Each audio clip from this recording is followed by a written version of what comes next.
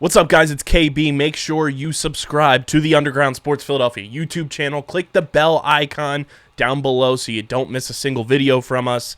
And thanks for tuning in to another video from Underground Sports Philadelphia. Now let's get into it. Philadelphia, baby, you're going to love it. Best sports fans in the world. Actually, the worst, but that's what makes them the best. How's it going, everybody? Wow. Holy crap. We're back after almost a month of inactivity. I am sorry about that, but life kind of gets in the way. Welcome to another episode of FUTBois. And I'm not changing the name because technically EAFC 24 is using Football Ultimate Team. Even though it says UT in there, I'm still calling it FUT. So welcome to FUTBois, episode 3. My name is Dom. I go by Harry8, and I'm joined by KB. How we doing today, my man? Living the dream, man. Just pumping Yes, out sir. content. We got tons of stuff going on across the network. Happy to have this show back and ready to rock and roll. Yes, sir. So we're at a weird time right now, right? It's August. We're almost halfway through the month. The pre-order bonuses for EAFC 24 are coming to a deadline soon, so I need to put that on a credit card because I don't have the money to put out for it right now. But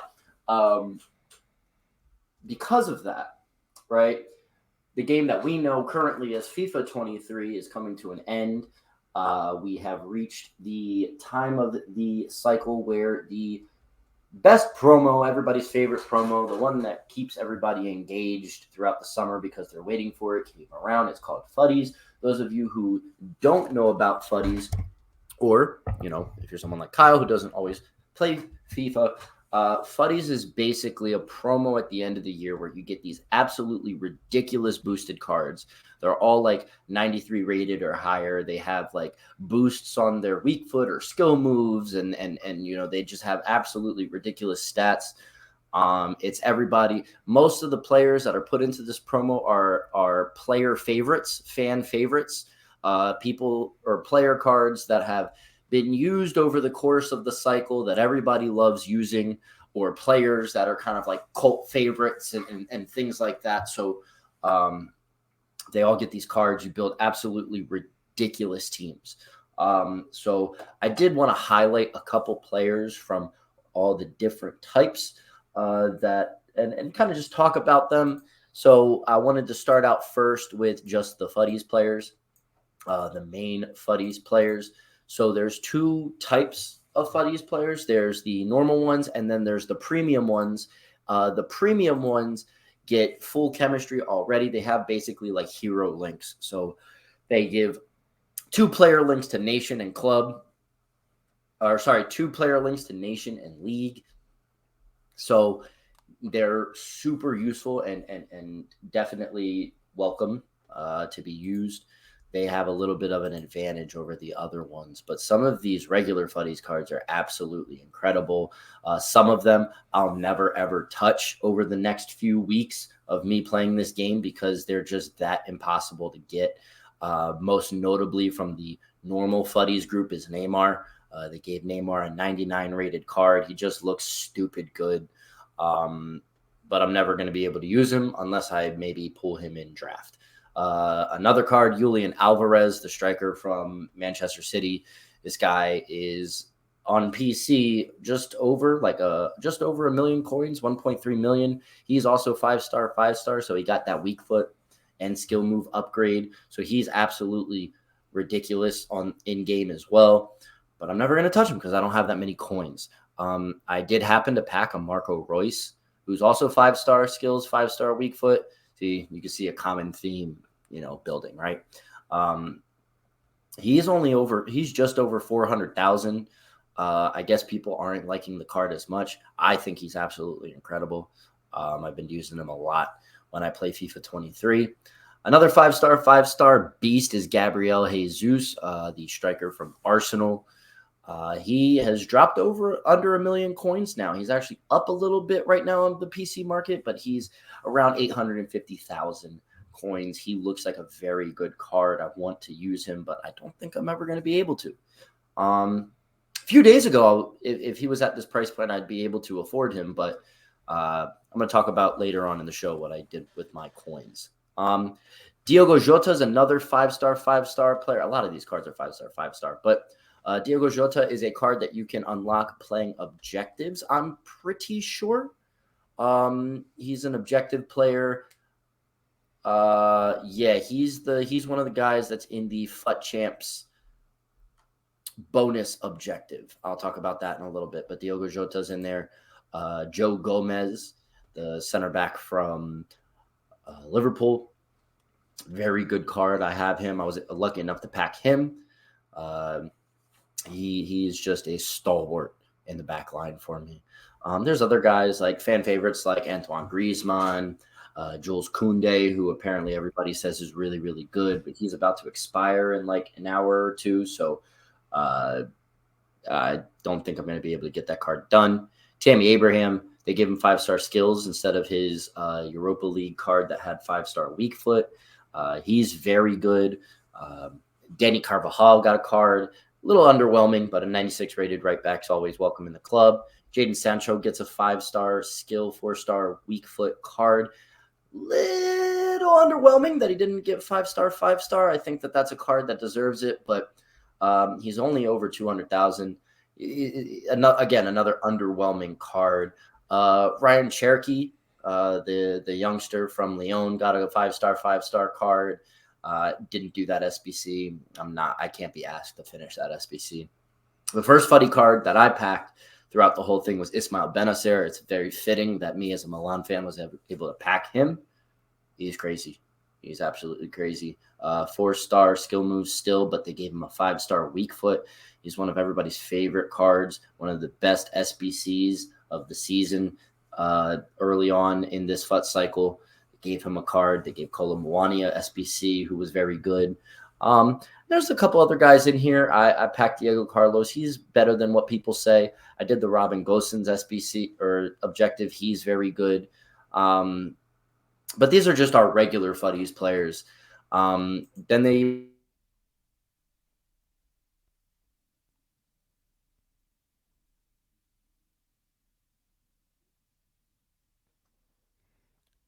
I think we lost Dom.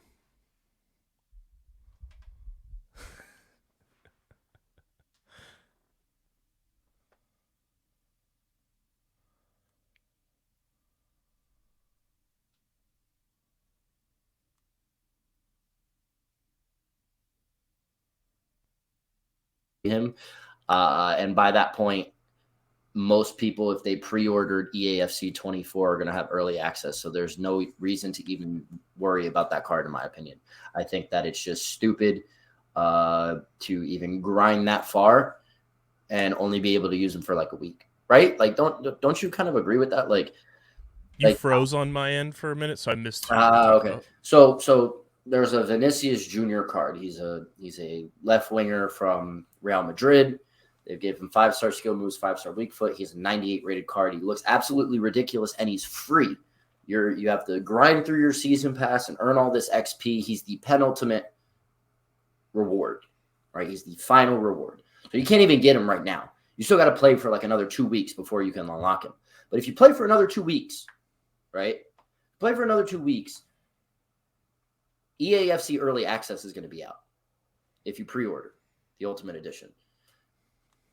So wouldn't you be more worried about like grinding the new game that you're going to be playing for the next 12 months instead of saying like, oh, I'm going to go sit down and play with this crazy card.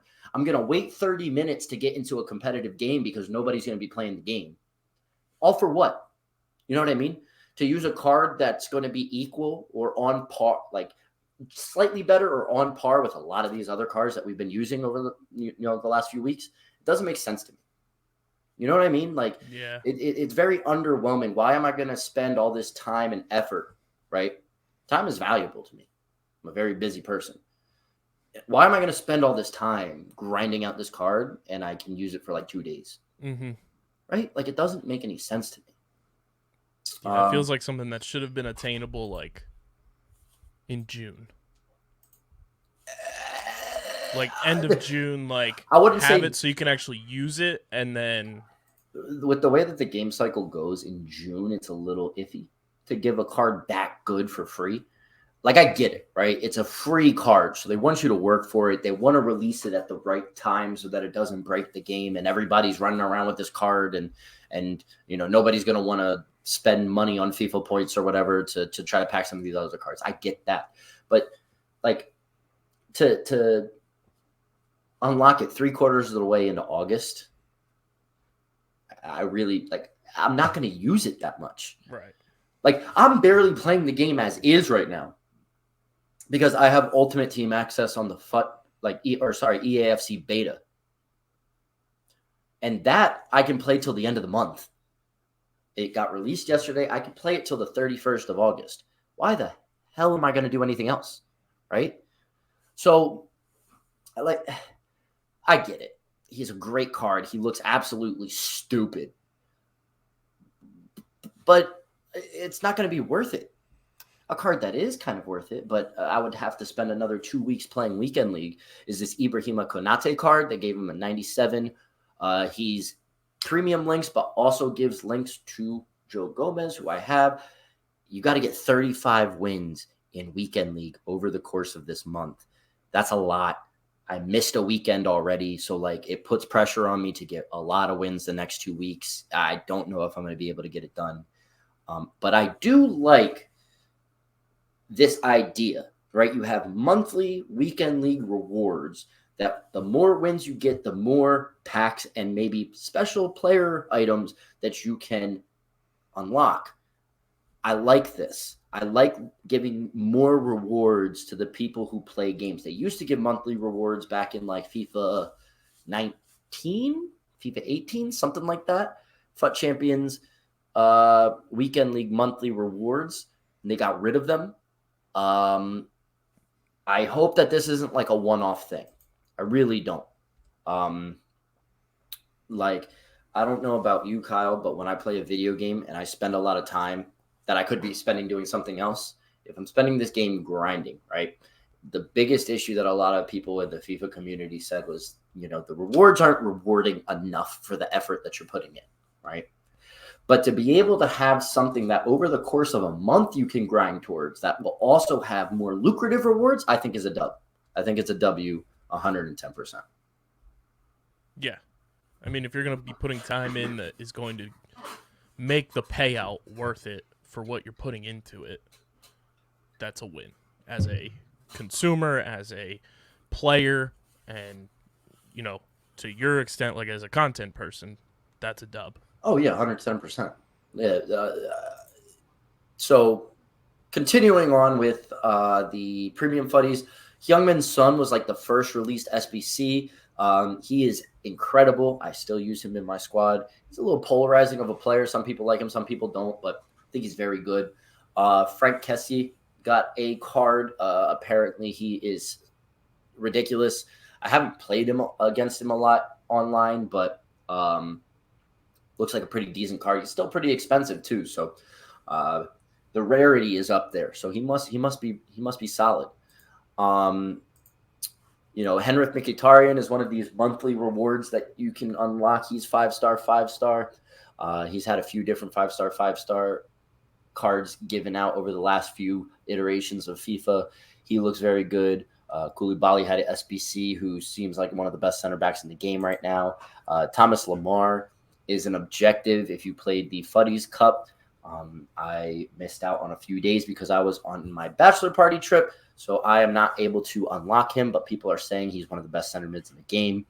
They just gave an Ansu Fati card out. Looks very expensive, but for what you get, if you're not grinding, if you're not going to grind out Vinicius Jr., for the same reasons that I talked about earlier, this card looks like a good option. 98 pace and 99 shooting stats.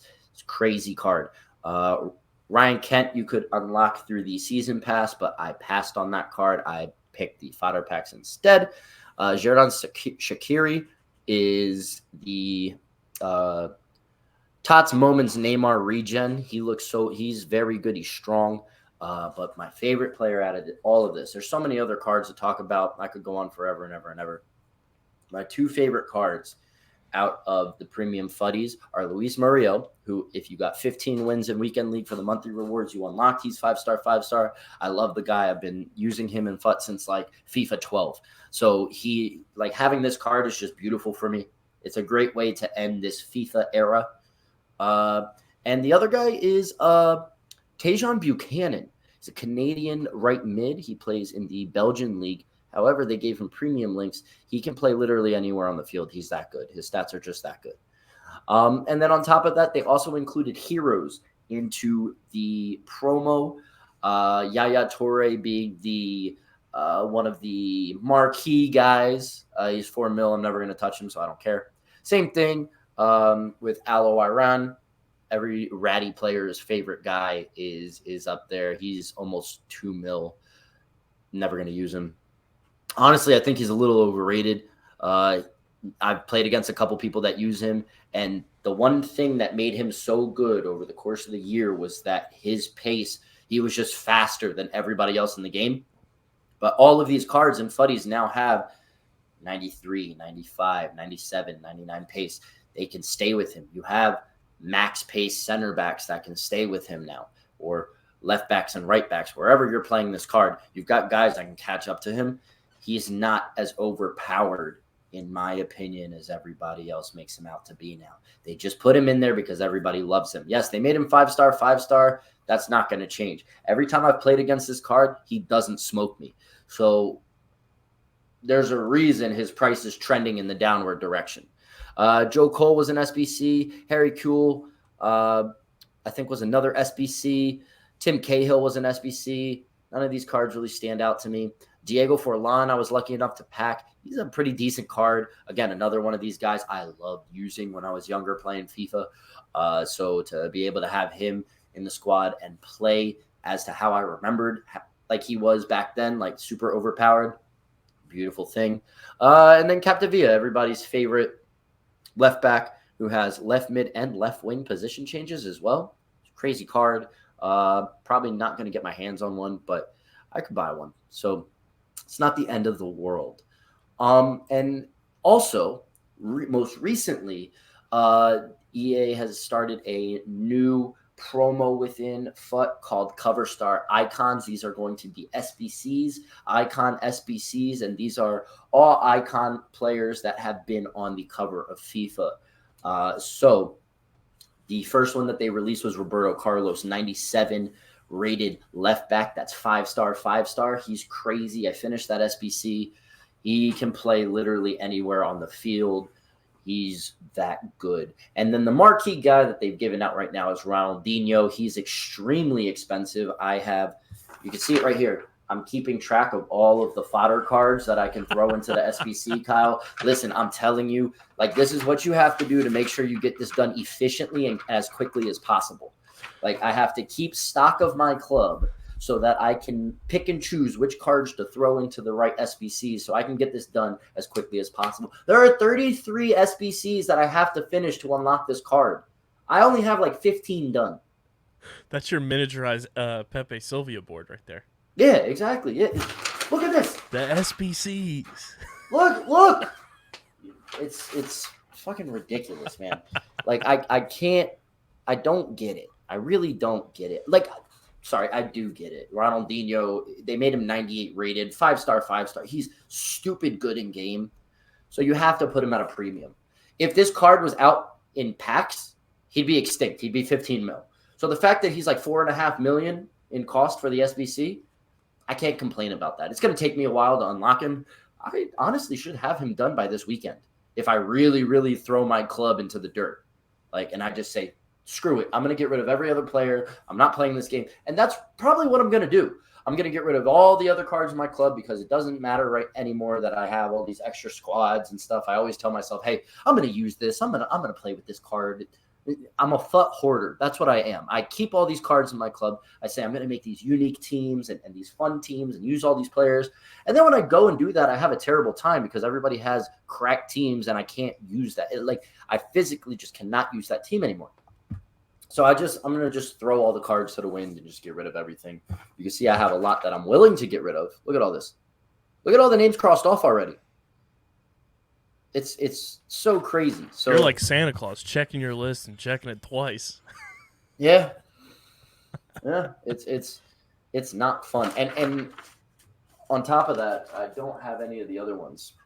This is what I want to get into next. Actually, there have been some leaks about some other cover star icons. Wayne Rooney has been rumored to come in. I hope that they make him a 98 rated card because he's an iconic guy from like the late 2000s and early 2010s. He was always on the cover.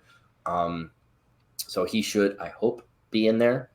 They're obviously not going to give Messi or Ronaldo one unless, and this is the only thing that I can think about, is that they may, because their premium FUTBois are not available. But I think there's something with the image rights, like where you can't make him an icon because they belong to a team and that team owns the image rights, so they have to be a player. So it's kind of weird. So I don't know about that, but Paul Scholes has been like a confirmed leak. I don't know how I feel about that one. They should make him pretty cheap. And then there's like been speculation of other guys, but it's whatever. So the reason I bring up the cover star icons is because Nepentha is a very notable content creator. He's been making FIFA content forever, ever since I started watching FIFA content way back when we were in high school, which for those of you listening was a very long time ago now. We're old. Yeah. I like to consider myself an elder statesman of the FUT community. No, seriously. I remember I was watching like 2 or 3 years ago. I was watching a professional event, and I think it was Mike LaBelle. He was talking about one of the competitors, and he goes, "Yeah, he's like 25, so he's one of the older competitors. He's close to being a retired professional player." And I go, "Huh? I'm like 20. What? That's like my age." And I didn't think about it at the time. But right, as you get older, especially when you're playing competitive FIFA, the money doesn't constantly come in. Unless you're a huge content creator on top of being a competitive player and you're getting all that money in from Twitch and ad revenue and YouTube and all that other stuff. It's very tough to make a lot of money playing this game. Like, you have to belong to an organization, but all the money they give you has to go into the game so you can get the best players you can get, so you can be competitive. So you're not really making any money. So you have to work on top of being a competitive player.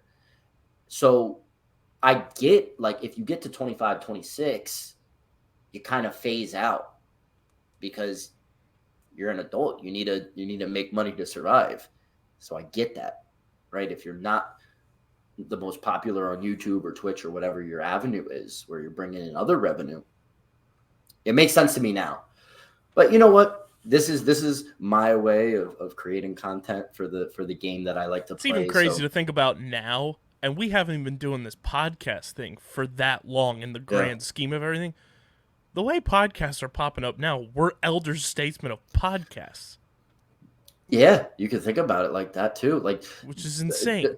The podcast boom over the last few years has been kind of crazy, right? Like, we started the network in 2017, 2018. Yep. So 5-6 years down the road, look at us now. It's kind of crazy because, like, yeah, you had like your Joe Rogans, and everybody only knew about a couple of them, right? Yeah, and everything else was like had their shows and everything. Yeah, and then everything else was like professors or these really smart people talking about things that people don't care about, right? Well, sorry, let me say that. I love putting on a Lex Friedman podcast or like the Joe Rogan with an interesting person. The masses don't necessarily care. Yes, and everything has become a lot more niche now. Like, there's podcasts about everything now. So I'm just happy to be here, right? Happy to talk about the game that I love and the fact that it's continuing, right? They lost the FIFA licensing, but I'm gonna tell you what, later on in the show when we I'm gonna try to talk about as much as I can about EAFC 24 without giving too much about the beta where I mess up the terms of service and I can't play for the rest of the month. It just came out, so I'm not trying to screw that up. But yeah, man, So what I was saying was Nepenthes, who is older than me, so he's definitely an elder statesman in this. He tweeted the other day about a method that could help get Ronaldinho done faster.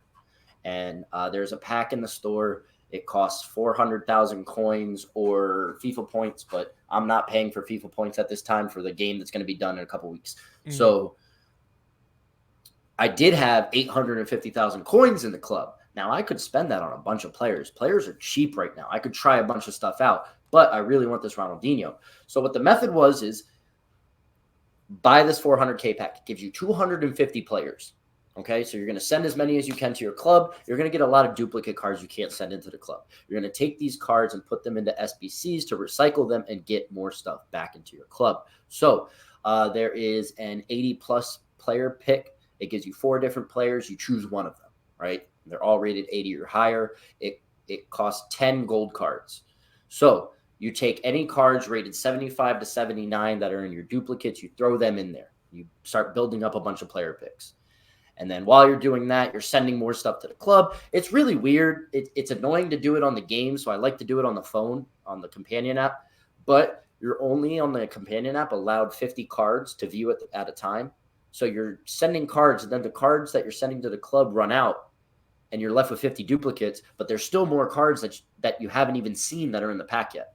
So it's a real, like, thorough and like, grueling process. But anyway, you're building up these player picks. You're sending these lower end cards to the club. There's 2 other SBCs that you have to finish. There's a tradable team of the week SBC that you can do. You can do that 3 times.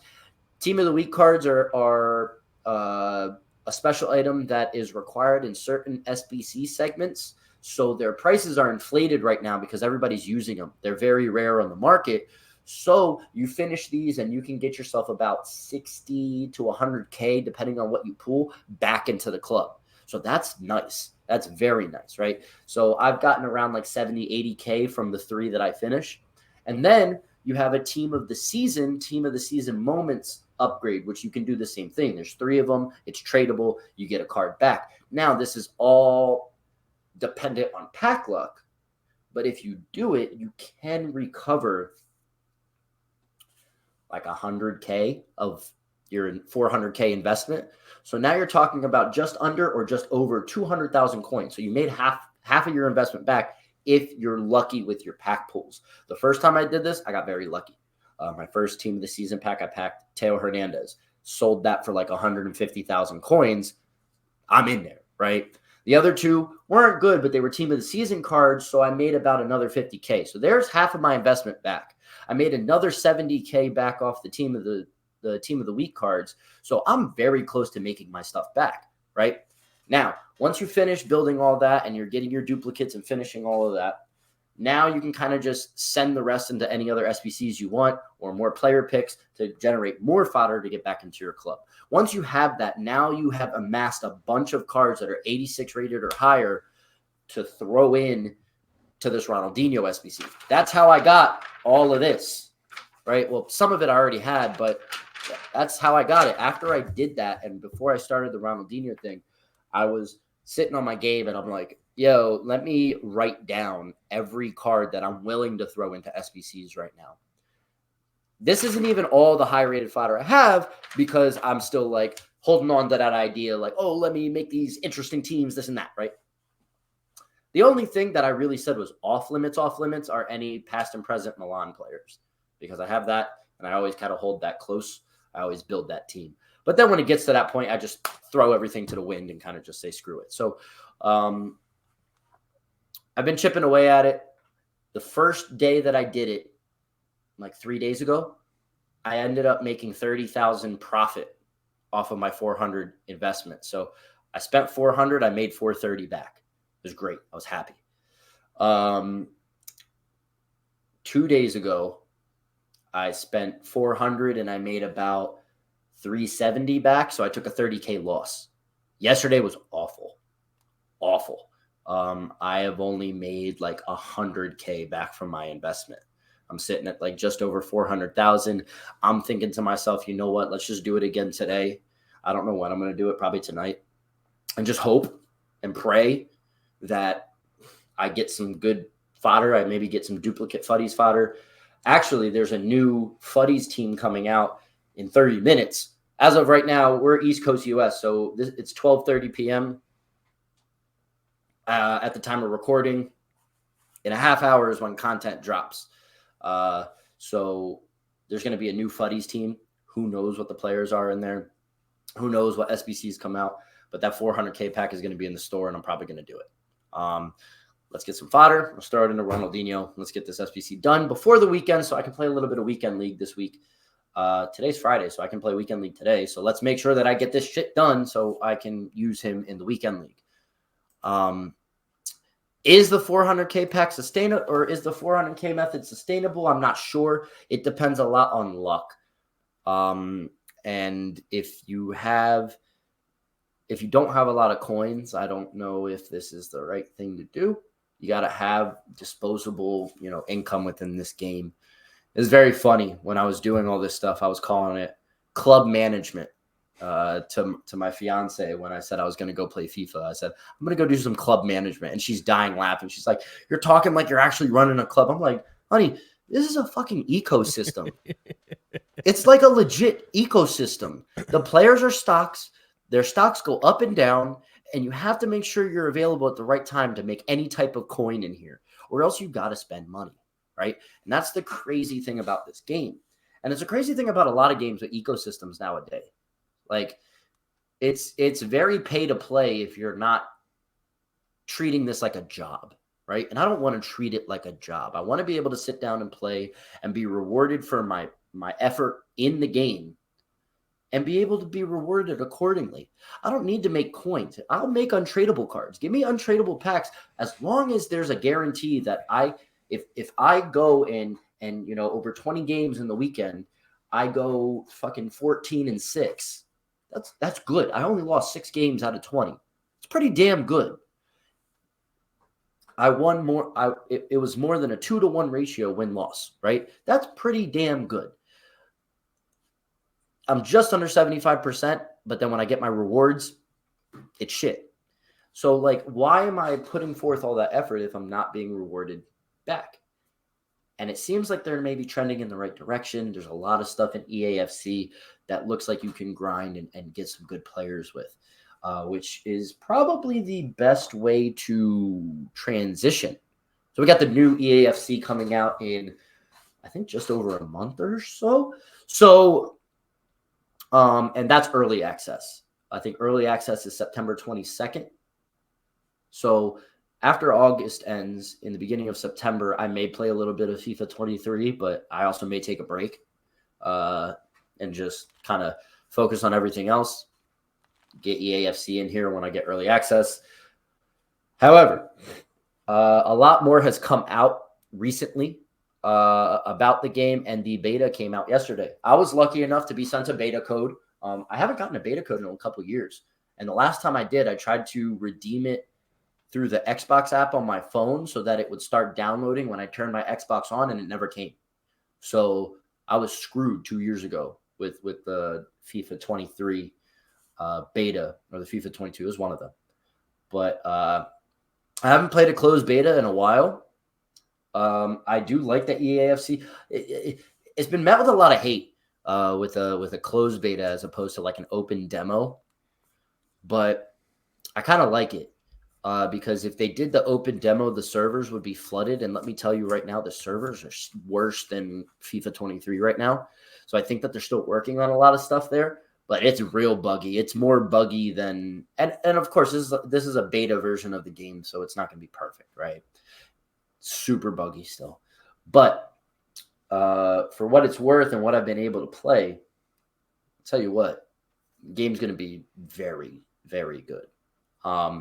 So if we do a deep dive on the gameplay first in the play notes, there's Hypermotion 5, which added more animations to the players, because now what they're able to do is capture 11v11 matches from actual matches. So on next gen consoles, you're going to have so many more animations, which will hopefully make the game a little bit less repetitive. which will be and make it feel a little more realistic too, which is really, really nice. And not only that, it's not only animations for specific players, it's also how your team moves, like the AI amongst each other when you're attacking and defending. So it's very, very nice. AI Mimic takes footballers' real-world data, volumetric data, and uses AI to recreate unique body movements for specific players. So, for example, like Erling Haaland, the way he runs or those acrobatic finishes that he can score, they're making sure that they're making this as true to every player that they can, right? So that when you have specific players, you know, that's what separates them, and that may make them a little more valuable on the market than another player because you're paying for specific animations. Accelerate, I think I talked about a while ago. So let's see, there's kinetic physical play, which is really nice. Like kinetic shielding allows more animations for more authentic, like physical battles. If you're shielding the ball, you can push back when you're shielding now, which is really nice. The ball feels really nice when you're moving and stuff like that. So that's a lot of the big stuff within hypermotion, within some of that stuff. Playstyle Plus, we talked about that already on an old show. One of the things I think is amazing is this precision pass where you hold R1 or RB and then hit triangle or Y, depending on the console that you use. And what comes up is like this little white line. So it's a manual pass, but it has a visual to help you like aim it a little bit. And you can you can thread a needle with these passes. I've been using it in the beta a little bit, and it is so good, dude. It's so good. And what I've noticed is EA has kind of tweaked regular through passes. They're not as strong. And if you like what I've been doing, I have a habit right now because I've been playing the old version where I'm holding the through pass with enough power that it should get out in front of the player, and it's coming up short a lot.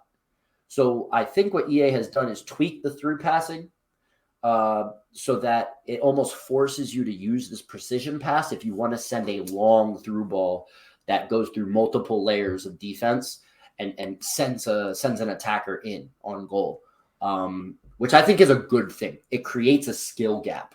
Not every player is good with manual aiming. We saw it with the power shot from this year. So the precision passing, it's nice, though. I'll tell you what, it is very nice. I really, really do like it. And you can do a precision lob pass, which I didn't even know you could do. I'm going to try those tonight when I get on the beta. You know, the long passing and short passing vision and composure contribute to a lesser extent. Curve and swerve, or better curve gives you more swerve passing opportunities and things like that. You can do swerve on demand now if you hold L2 or LT when you pass. I want to try that out as well. That looks like it's pretty fun. Power of the pass must be above 40%. You can do header on demand. A quick header pass can start a counterattack. And there's other passing changes as well. One thing that I think is very, very good, okay, is this effort dribble touch. You hold R1 or RB and move the right stick in any direction, and it does this like special animation where they touch it a certain way. I'm telling you right now, it's overpowered if it comes off at the right moment. If you use it at the right moment, you're beating any defender. The best time to use it as well is when you're playing the ball into a striker with their back to the defense and they're not expecting a touch in a specific direction. You can do these really unique first touches on the ball that beat defenders and set you up for a shot or a pass. You can also use them to cancel passes and shots. It's really, really good. I've been trying to master it in the last 24 hours of playing on the beta because it's so good. There's some other things like me. When it comes to my playstyle, I'm huge when it comes to dribbling. Huge. I love doing skill moves and keeping it nice and close in touch and being able, if somebody's pressing me, to just step around them and play a pass, right? So The changes to dribbling are the things that I want to try the most. There's an orbit dribble, where this is where what the like contextual agile dribbling was this year, where you hold L1 and R1, but this one, if you hold L2 and L1 or LT and LB and move, it starts moving you around the ball. They used to have a mechanic like this, but I hope that they changed it. They took it out of the game for a while, so I hope that this will allow me to kind of be a little more deceptive. You know, there's controlled sprint, which they had this year. It's faster than a jog, but slower than fully sprinting. Controlled sprint is when you have the ball. If you hold R1 and move, they kind of sprint, but they don't full out sprint, but they keep the ball close. So that's really nice. Agile dribble has been changed to L2 and R2 instead of L1 and R1. Slow dribble has been changed from L2 and R1 to L2 and R2.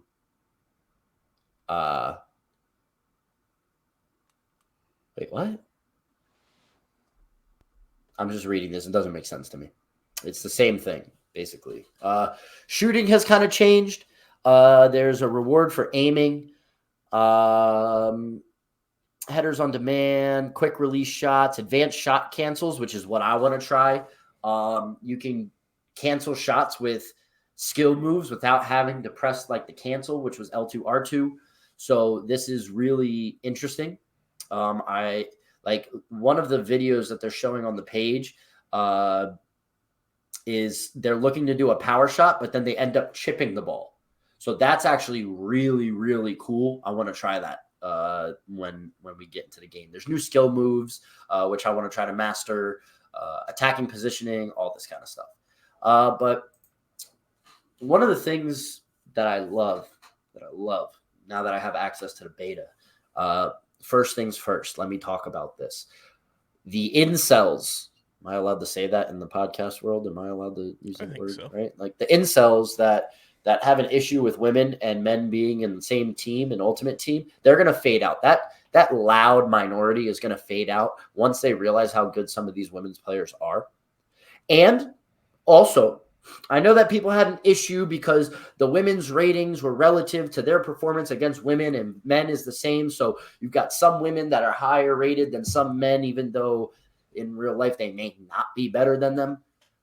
It doesn't matter, okay? There are different limitations that these women have compared to the men, which kind of evens it out and makes it a little fair.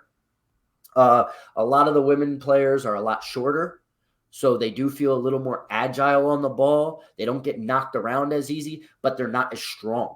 So you see a lot of these taller players, they just have the body type or the strength to kind of push them off the ball or win it back. So it does happen. A lot of these women's players, even if they're fast, get caught by some of the men's players. So you have to be a little more creative with the way that you play. So it's not super overpowered, but I think I think there's a nice balance where if you get the right women in the right spots, they can definitely make your team better. Right now, I have, if I use my team without loans, I have 1, 2, 3 women in the team right now. But right now I'm using a couple loans.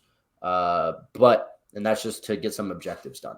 I'll tell you what, Sam Kerr, the cover star, pretty damn good card. 91 rated. Good. I don't know if I'm allowed to say that, but I'm going to say it anyway.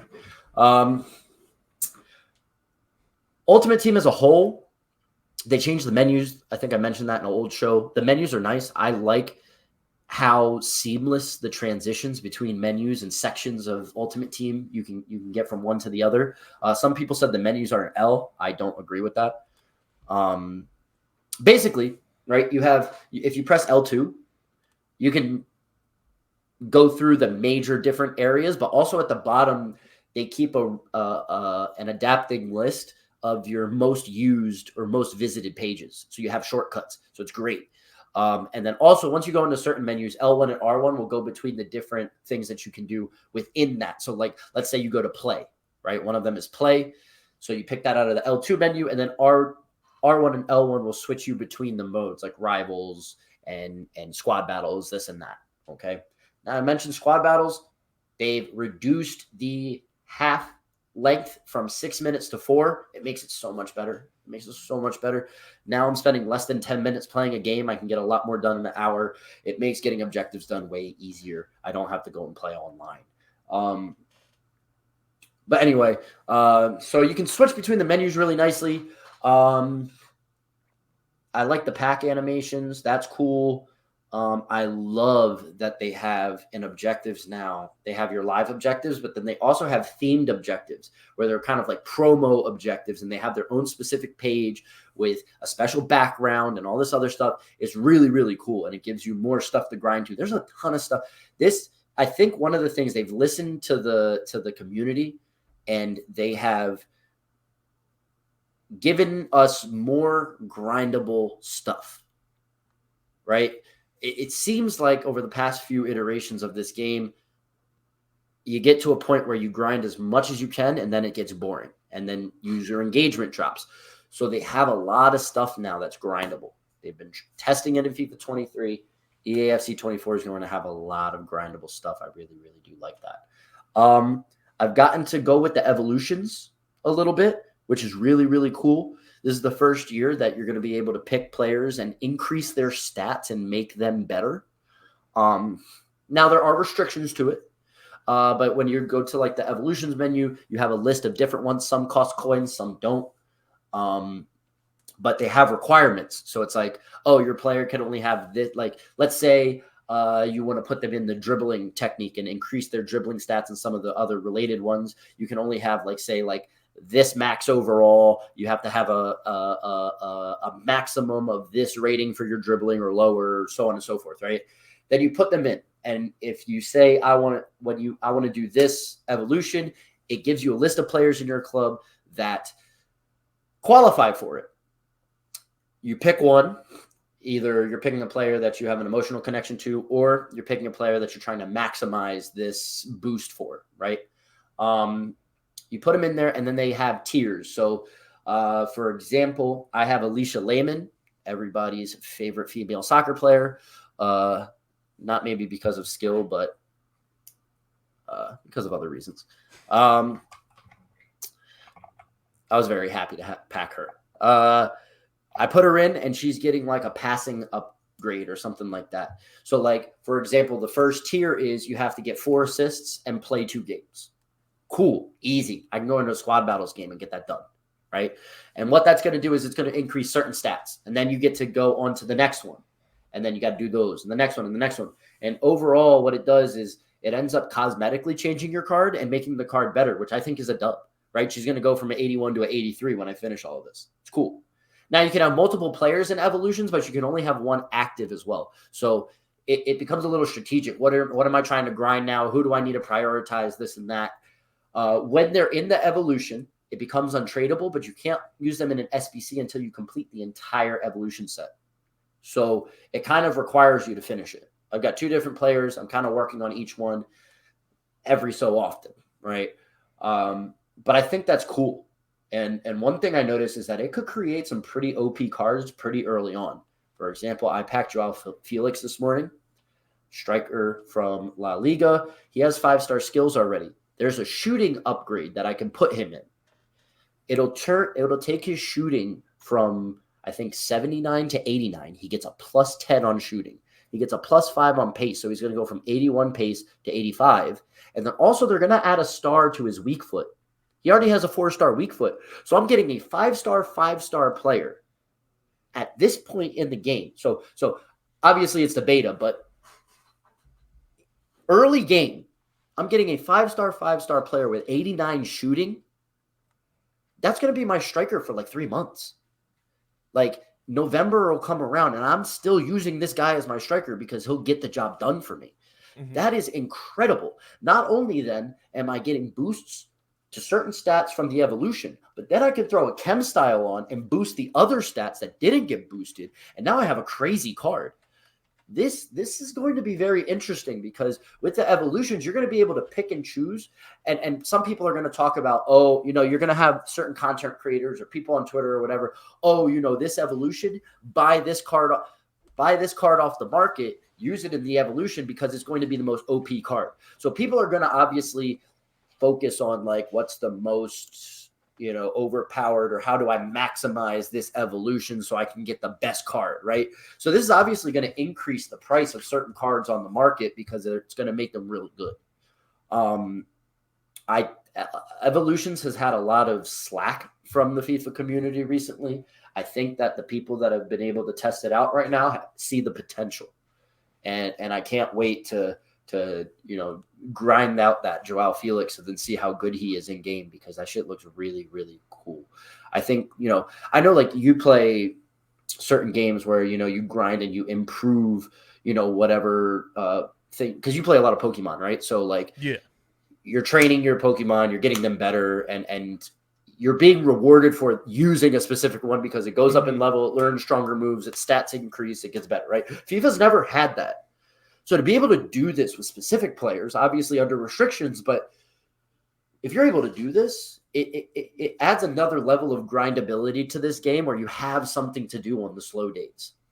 It's like, oh, I'm done all my online objectives. I played my rivals games. Champs doesn't start till the weekend. It's a slow day for me.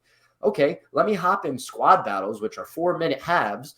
Let me play an 8-minute game on like a decent difficulty so I can get all the stats done for my evolutions players, so that when the weekend comes around, I have a stud that I'm going to put into my lineup. You see what I'm saying? yeah. Like, I think that it's one of the best things that they've added so far. The game is cool.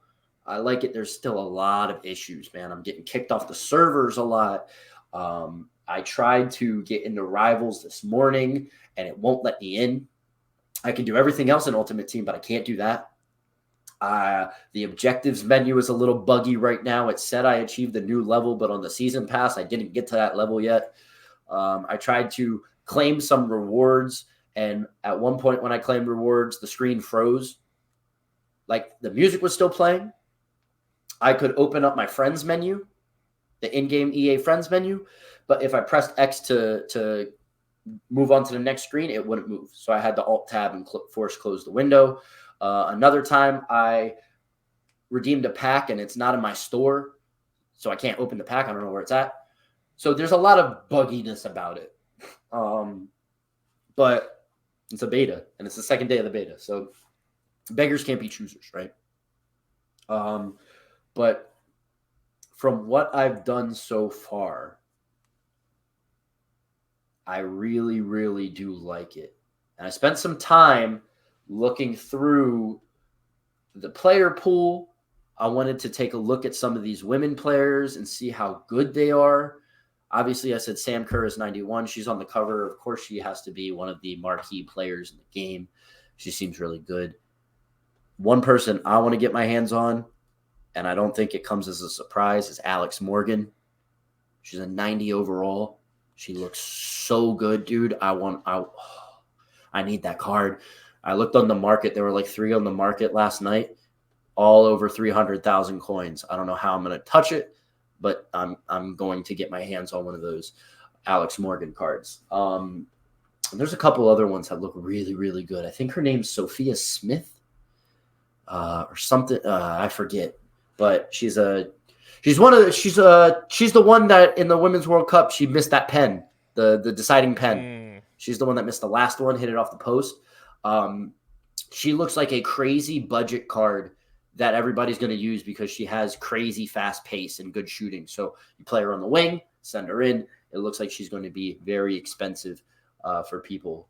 One player that I do want to get my hands on is Debinha. She's a 5-star Brazilian. Some of her stats look a little suspect, but I do want to try her out just because she's 5-star. I found a sneaky card that may be a little more expensive when the game comes out, but her name's Ella Toone. She's a center midfielder for Manchester United. She's got 5-star skills.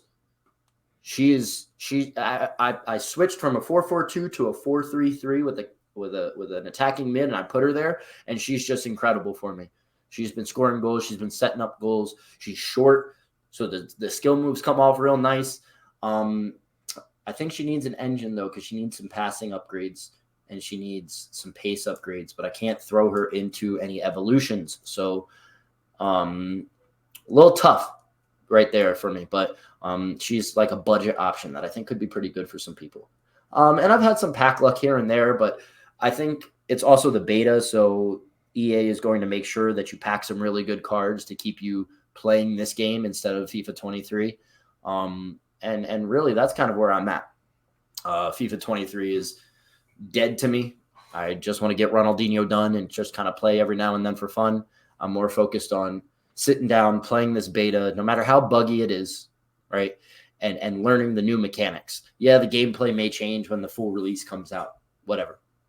The fact that I'll know how to use this dribble knock on, and I know how to use, these advanced shot cancels, and I know how to do all the new skill moves. That'll put me at an advantage over all these new players where I'm part of that skill gap.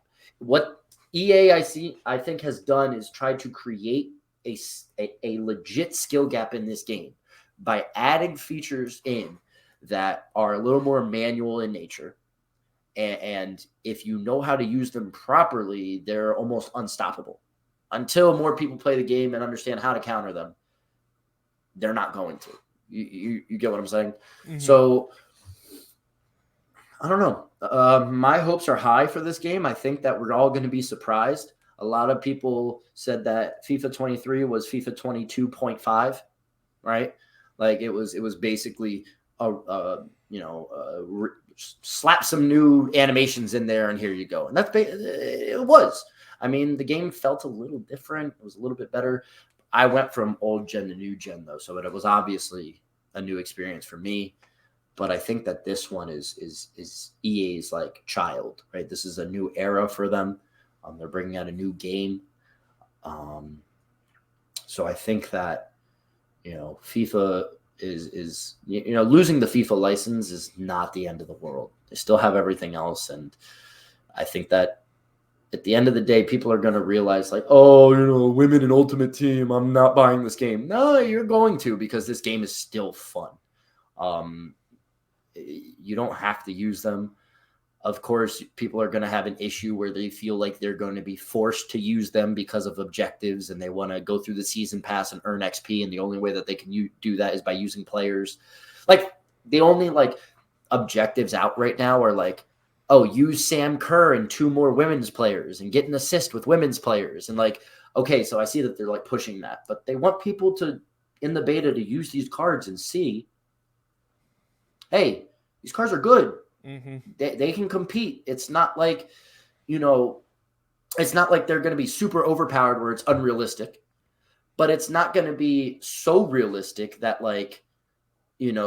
a bunch of bronze men's cards can beat a gold women's team. And I think that is a perfect balance of what's going on right now in the game. If they did it any other way, I think that it wouldn't be done well. And I think that the game would suffer because of it. I do think that this game can be one for the ages. But, the one thing that we still haven't seen is how are they going to abuse the user community into paying for, they're called EAFC points. They're called FC points, not FIFA points anymore. So they're called FC points, right? How are they going to con us into buying their currency to open packs and do things in this game? That's the one thing that we won't get to see in the beta. All the packs in the stores are coins only. And they're making it very easy to both earn coins and earn packs. So how are they going to con us into buying points? That's really the only question that I have. I haven't gotten to test around in some of the other modes and things like that. I don't have pro clubs. I don't have career mode. So I don't get to see how good that is. Pro clubs is cross-play, so that looks really cool.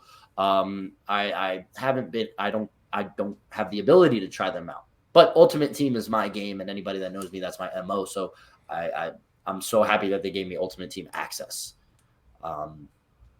From what I've been saying, Kyle, what are the things that kind of have stood out to you about this game that maybe make it seem like it could be a big improvement on the game this year? I mean, all the feature updates and all the things that we've talked about on the previous 2 episodes that were kind of like leaked, and now that you have access to the beta and like there's more information out about it, like truly feels like it's a different game than what you guys have been playing over the past, calendar year. Like it feels like you're getting a different in-game experience than what you've experienced in the past, and you're going to be able to get more out of what you're putting into it. The grind of playing a game, it ultimately breaks down, you want to have fun doing it. If you're not having fun, doing objectives, grinding the game, just playing in general, what's the point of playing it?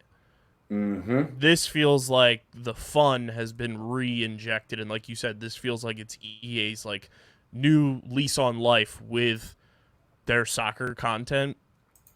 So they're going to pump and inject as much fun and as much, new styles of enjoyment into this game as they possibly can, because they have that creative freedom now. Yep. I agree.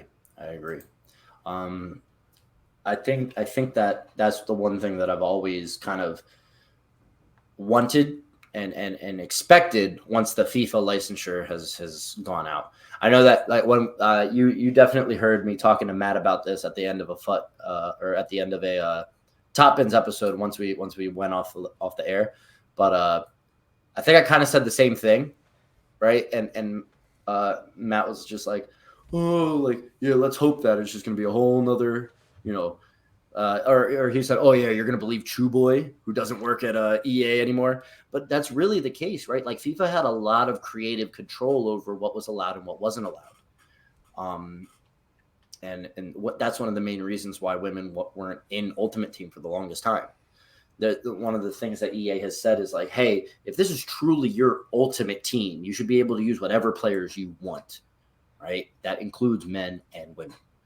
And they've told people, they've said it publicly, like, if you want realism, if you want like to use only men, then this mode isn't for you. That's not your ultimate. It can be your ultimate team, but that's not everybody's ultimate team. And we're trying to have a very inclusive game that everybody can play.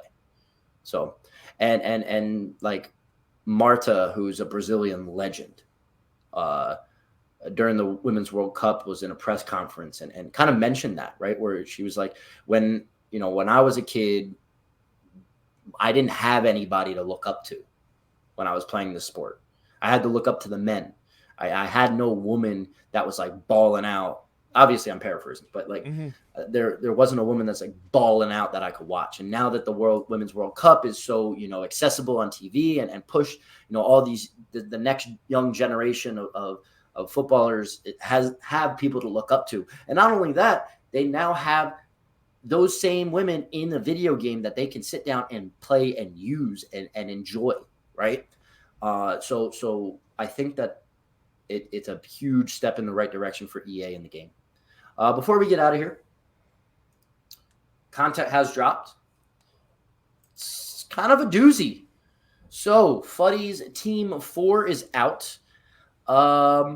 Headlined by 2 cover star icons. One is an SBC and one I think is out in packs based off of what I'm seeing. Oh no, sorry, an objective player. Paul Scholes is an objective player, so that's kind of cool. Looks pretty easy to get done, but you got to play like 10 matches.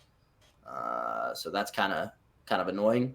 Wayne Rooney is 1.7 million for the SBC. He's 5-star, 97 rated. He looks very good. Can play cam, striker, center forward, and left wing. So lots of opportunities to get him into your team. And then the team is headlined by a 99 rated 5-star Mbappe. Again, I'm never going to use that card, so who cares? Marcos Llorente, 4-star, 5-star SBC player. Looks pretty good. He's normally overpowered in games, so that's nice. Xavi Simons, the youth player. He was most recently at PSV, but now he is in the Bundesliga with RB Leipzig. They gave him 5-star skills, which I had his team in the season card, which was 4-star, 4-star. I thought the card was really good, but needed 5-star skills. He got a +2 upgrade with the 5-star skill upgrade as well. There's a couple other cards. Klaus is given 5-star skills, 4-star weak foot. Looks like a very good, like, I definitely would like to try that card out as my right wing, right wing back, right mid type player. At Aderlan Santos, don't know who this guy is. 94 rated center back. He's an objective player. Don't really care about him. Carlson, objective player from AZ Alkmaar. He's a Swedish player, 5-star, 4-star. Don't really care about that. Thomas Delaney, another objective player. Don't really care about that card. Jan Oblak, I have good goalies. Don't really care about that one. David Alaba is a card that I could see myself wanting to use. 97 rated, looks pretty good. This card I definitely want to get my hands on. Ryan Gravenberch, the Dutch midfielder from Bayern. I have Dutch links. I have Bayern links. I have Bundesliga links. He fits right into my team. 5-star skills. Looks like an all-around midfielder that can get it done. Shout out to Matt for the next 2 players because Philippe Coutinho is put in 5-star, 5-star. Looks very good. And Cody Gakpo, objective player, so you can grind him out. That looks like a pretty unique objective too. Play 1 match in any mode. Play 2 offline or online draft matches. Play 4 draft matches. Play 6 draft matches. Play 8 draft matches. Win 3 all the way up to win 12 draft matches. So you got to play draft to get him. That's pretty cool. And there's a couple other cards. Oh, it seems like all these objective ones that I've mentioned, you get them all at the same time when you're playing draft. So they're trying to push draft this week, I guess. And then they gave us 3 heroes. FUTBois heroes. Lucio, everybody's favorite Brazilian center back, got one. 98 rated. He looks very good. My GOAT, Antonio Di Natale, gets a 5-star, 5-star card. I need that card. But I don't know how I'm going to get him. He's going to be way too expensive. And then Park Ji-sung, who I used one of his cards for the longest time. He was very good for me. He looks very good again. 4-star skill moves, 5-star weak foot. Looks like he could be a lot of fun. But like I said, my eyes are on Ronaldinho and Ronaldinho only. So that's that. Kyle, you got anything else to say before we get out of here? Other than the usual, subscribe. Yeah. We got a bunch of stuff going on. I'll be in Philly this afternoon for charity event with Taiwan Walker. He's doing Thai's Tacos outside the third base gate at Citizens Bank Park to benefit kids in the foster care system in Philly. So gonna go do some content out there before the Phillies game. We got throwback weekend for the PLL going on this weekend. So nice West Coast sleep schedule for your boy this weekend since they're in Denver. And just football season's right around the corner. Well, I've been looking at Eagles tickets, trying to get to a game at some point. Where can they find you online, Kyle? You can follow me on the Bird app, because I will always refer to it as that. KBIZZL311. And you can follow me on Instagram at KBIZZLE11. And you can follow this show on Twitter and TikTok at FC Top Bins, and then at Top Bins Pod on Instagram. Yep. Threads as well, or on Threads. Threads as well, which is Top Bins Pod. Check me out, a Harry8 FUT. I'm not changing that. I'm staying FUT. It's Football Ultimate Team now. Yeah, rate this 5 stars if you like it. I know that I talked a lot this episode, Kyle. I should have made it a little more conversational. Hey, you're laying it out for what's to come. Yeah, you're the expert. Yeah, there's a lot of info. It's a lot of info forward stuff right now before I can make some hot takes or anything like that. I made a couple lukewarm takes in this episode, but It is what it is. Go to phiapparel.co or .com. .co. Yeah. .co. Use the code underground, 10% off our merch. Get your merch. If you live in the Philadelphia area, we have some really cool stuff for all the sports teams. You can get some unique stuff to wear to games that not everybody will have when you go to a game. So Top Bins merch too. Top Bins merch. Go support the podcasts, man. Rate us 5 stars wherever you get your podcast. Most notably Spotify and Apple Podcasts. Please do that for us, especially this one. Help this one grow. Share this one with everybody. On the Top Bins feed. If people like playing EAFC, excuse me, I want to get away from using the word FIFA, right? I mean, for the next year, it's going to be synonymous, but whatever. Share it. Let's talk about it. But until then, I'll be back next week. Update you on my beta grind and after I get a full week's worth of diving into this game, I'll be able to talk about it a little bit more within restrictions. But then again, people are posting pictures and screenshots and videos of the stuff on Twitter. So I'm just not trying to lose my access so early on. I gave as much as possible. I just hope that EA henchmen are not outside my door by the time this gets posted. So for Kyle, for myself, this has been FUTBois episode 3. And until next time, we will see you guys. See ya.